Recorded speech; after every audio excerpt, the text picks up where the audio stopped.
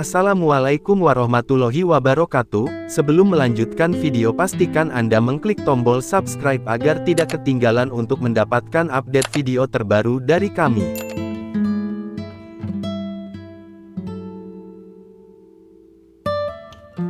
Ada sebanyak 27 ekor kuda terbaik dari Sumbawa, berdiri dengan gagah di hadapan Raden Wijaya, yang berhasil menyeberangi lautan dengan ombak yang ganas, hingga sampai di wilayah kekuasaan Kerajaan Kediri, di bawah kekuasaan Jayakatwang.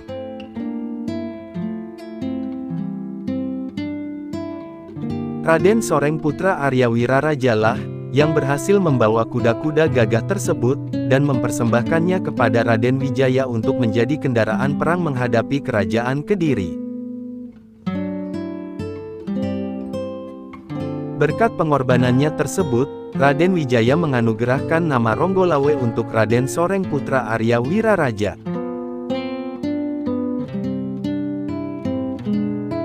Sosoknya pandai, berani sekaligus jiwa ksatria disegani lawan maupun kawan. Kesetiaan Ronggolawe kepada pendiri Kerajaan Majapahit tersebut, tak perlu diragukan lagi.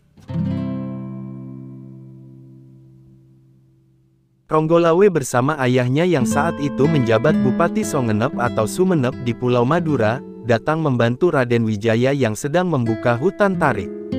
Dan dari hutan itulah, akhirnya berdiri Kerajaan Majapahit.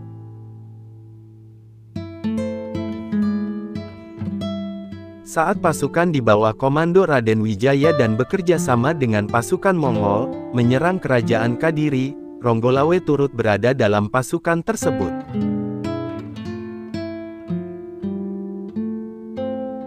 Ronggolawe berada dalam pasukan yang menggempur benteng timur Kediri, bahkan berhasil membunuh Sagara Winotan, yang merupakan pemimpin benteng tersebut.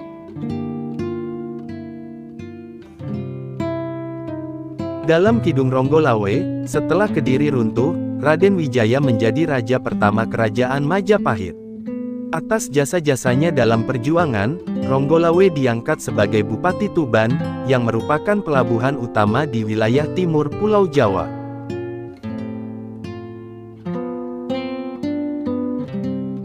Namun, Ronggolawe tidak puas karena merasa ia seharusnya mendapatkan posisi yang lebih tinggi.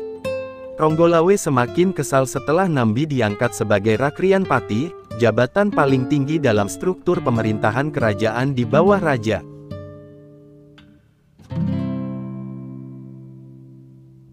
Posisi Rakrian Patih seharusnya diserahkan kepada Lembu Sora, yang dinilai Ronggolawe jauh lebih berjasa daripada Nambi.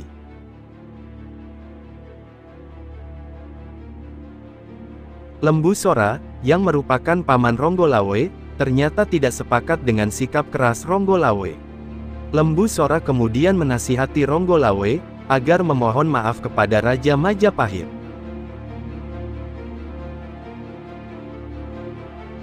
Namun, Ronggolawe enggan dan memilih pulang ke Tuban. Pararaton menyebut, pemberontakan Ronggolawe terjadi pada tahun 1295, namun dikisahkan sesudah kematian Raden Wijaya.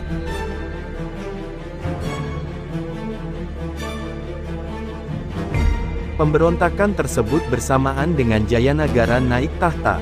Dalam Nagara Kertagama, Raden Wijaya meninggal dunia, digantikan kedudukannya oleh Jayanagara terjadi pada tahun 1309.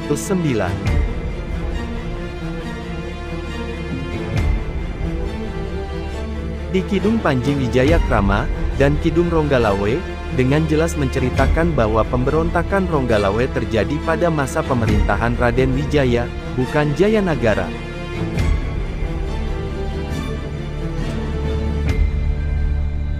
Peperangan dalam pemberontakan Ronggolawe terjadi di sekitar Sungai Tambak Beras, Jombang.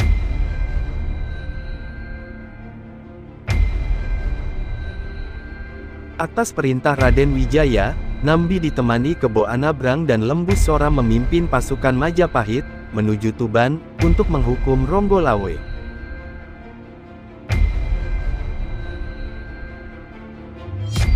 Di Tuban, Ronggolawe yang mengetahui bahwa ada pasukan yang dikirim untuk menyerangnya, ia segera mempersiapkan diri.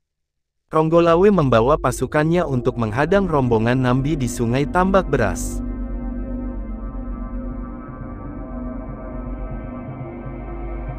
Terjadilah peperangan sengit. Ronggolawe berhasil menikam kuda yang ditunggangi Nambi, namun Nambi masih selamat.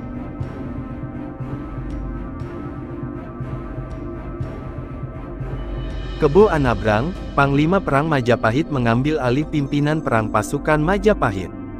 Ia memerintahkan pasukannya untuk mengepung pasukan Ronggolawe dari 3 penjuru arah mata angin, yakni dari timur, barat, dan utara.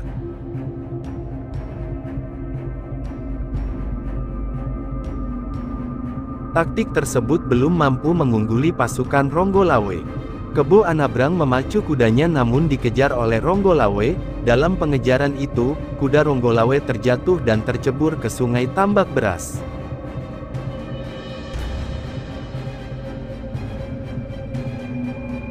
Pertarungan 1 lawan 1 tak terelakkan terjadi di Sungai Tambak Beras. Dalam suatu kesempatan, Kebo Anabrang yang lebih piawai bertarung di derasnya arus sungai mampu mencekik leher Ronggolawe. Ronggolawe akhirnya mengembuskan napas terakhir.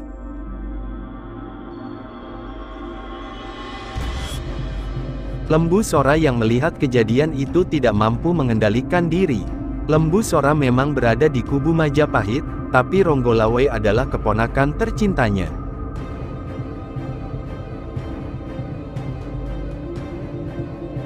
Lembu Sora menikam Kebo Anabrang sampai mati. Kebo Anabrang dan Ronggolawe sama-sama tewas di Sungai Tambak Beras, hingga terjadi banjir darah akibat duel 2 ksatria tersebut.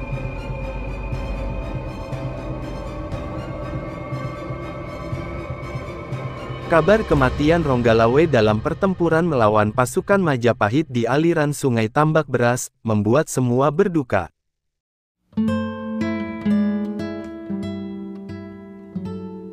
Di Kabupaten Tuban, Arya Wiraraja atau Banyak Wait, ayah Ronggolawe sontak terdiam sekaligus tertunduk lesu. Kiang ia ingat, Ronggolawe adalah satu-satunya putra, yang di pundaknya ia menaruh harapan tinggi.